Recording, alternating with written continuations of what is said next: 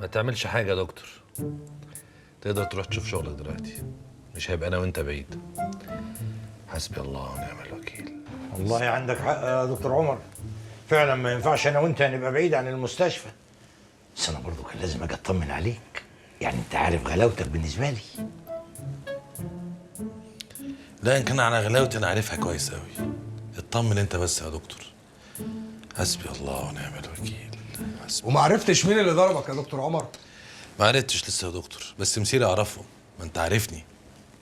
خيالي جامح. حسبي الله ونعم الوكيل. حسبنا الله ونعم الوكيل، حسبنا الله حسبي ونعم الله الوكيل، ونعم حسبنا الله ونعم الوكيل. ربنا يحرق قلوبهم حسبي زي ما الله واجعين ونعم قلوبنا. عم حافظ، مش المفروض دكتور عمر يرتاح شويه ولا ايه؟ ايوه صح. تعال يا دكتور، تعال اتفضلوا.